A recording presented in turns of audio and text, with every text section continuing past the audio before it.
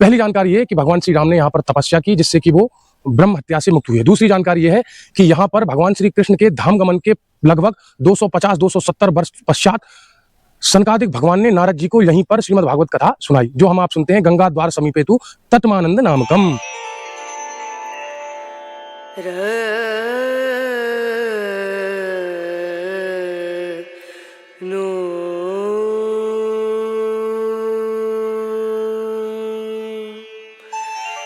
सादर जय श्याम मित्रों, मैं आपका अपना बंटी महाराज प्रस्तुत हूँ ऋषिकेश की पावन भूमि से। वर्तमान में जिस स्थान पर खड़ा हूँ और आपको आगे जो मैं दिखाने वाला हूँ वो आपने शायद अभी तक देखा हो या ना देखा हो। अगर देखा भी होगा तो जो जानकारियां शास्त्रोक्त विधि से और परंपरा से जो प्राप्त हुई हैं वो आपको मैं बताने वाला हूँ।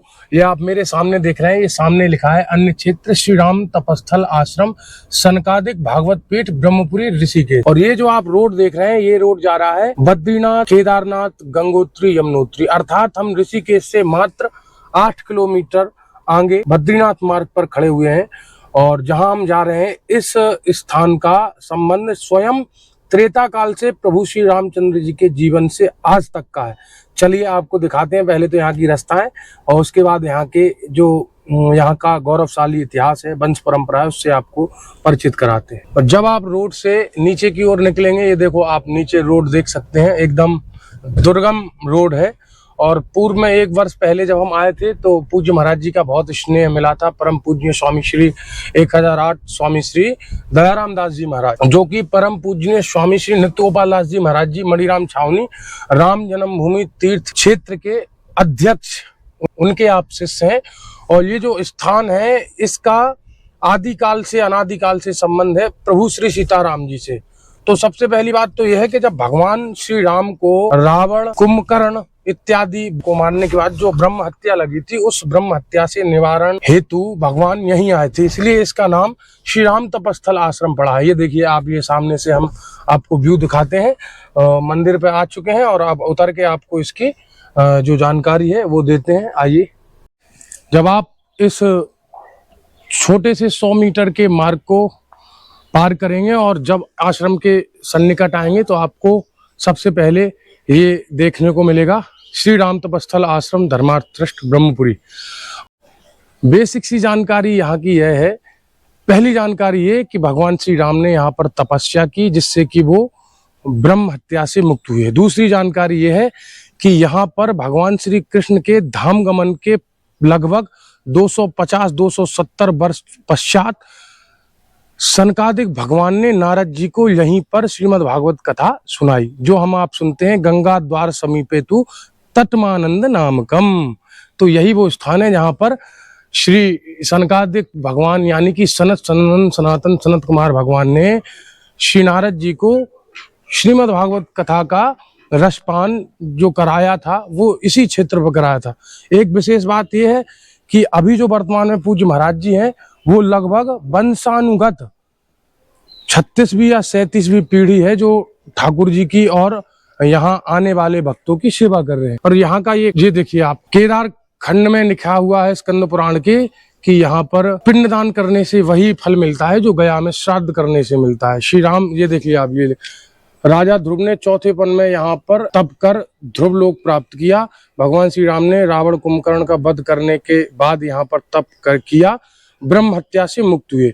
जगतगुरु स्वामी श्री रामानुचार्य भगवान ने यहाँ पर तप किया। विक्रम संवत 1421 में इस आश्रम का जीर्णोद्धार किया। उनके द्वारा लगाया गया वट वृक्ष आज भी रामानंद सिद्ध वट के नाम से विराजमान है। स्वामी राम तीर्थ ने यहाँ तप किया, अर्थात यह वो स्थल है जहाँ पर अनंत साधु संतों ने स्वयं भगवान के साथ, यानी प्रभु श्री सीताराम जी हो या प्रभु श्री बालकृष्ण लाल जी हो या जगत गुरु स्वामी श्री रामानंदाचार्य भगवान हो, सब ने इस स्थान पर आकर तप किया, इस स्थान को जागृत किया। और यहाँ पर जैसे ही हम अंदर आएंगे तो सबसे पहले ठाकुर जी के दर्शन आपको कराते हैं।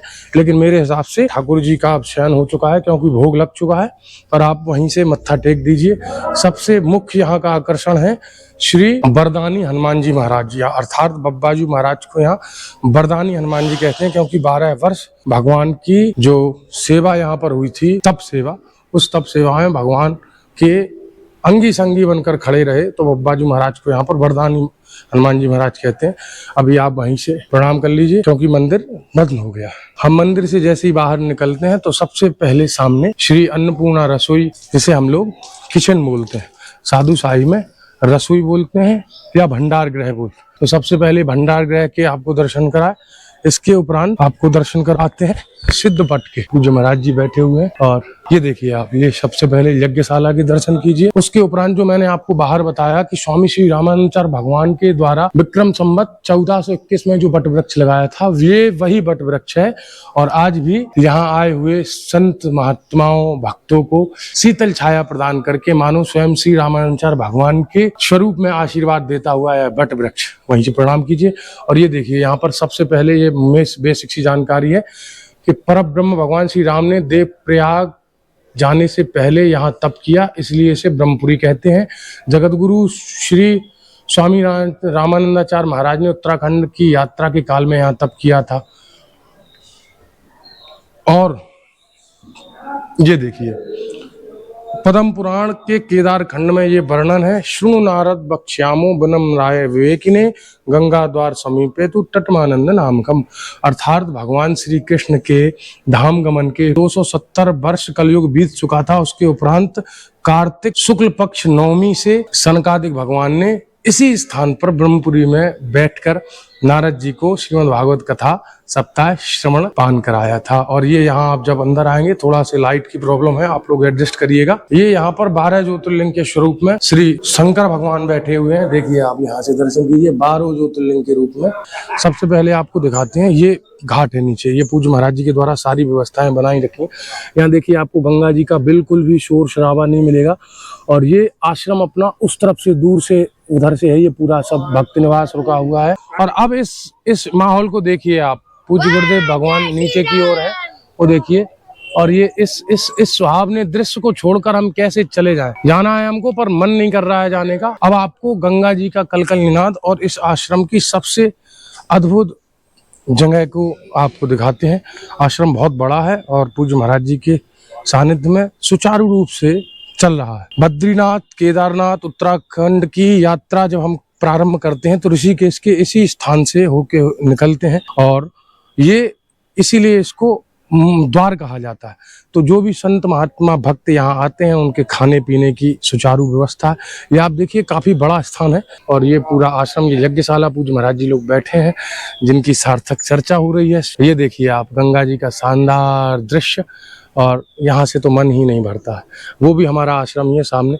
और ये ऊपर आप देख रहे हैं, ये ऊपर से थोड़े ऊपर जाएंगे, वो देखिए आपको गाड़ी दिख रही है उधर, वहां से ये वही मार्ग है जहाँ से हमने आपको सबसे पहले दिखाया था कि हम जिस जगह जा रहे हैं, वो उसके बारे में आपको हमने बताया था। और ये अद्भुत सा रमणीक सा ये नजारा है। चलिए अब आपको गंगा जी के सन्निकट लेके चलते हैं। ये पीछे आप जो सीढ़ी देख रहे हैं, मैं इन्हीं से अभी नीचे से आया हूँ, ऊपर से नीचे जो आया हूँ, इन्हीं सीढ़ियों से आया हूँ।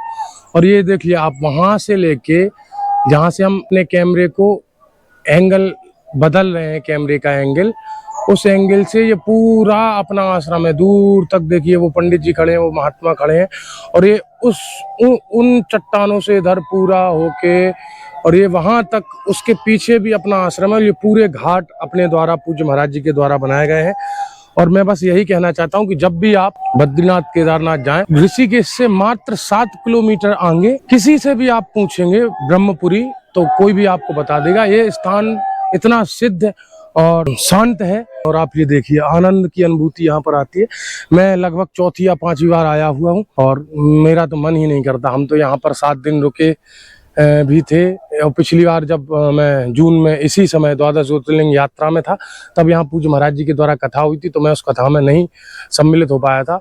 लेकिन अब फिर कभी जब भी होगी तो दास अवश्य रहेगा। और मैं आशा करता हूं कि आपको यह स्थान और यहाँ से जुड़ी हुई जानकारियां बहुत पसंद आई होगी। पुनः आपको किसी ऐसे ही रोचक वीडियो के साथ, किसी ऐसे ही स्थान के रोचक जानकारियों के साथ मिलूंगा। तब तक के लिए बने रहिए व्योम पथ के साथ। सादर जय श्री राम। हर हर महादेव।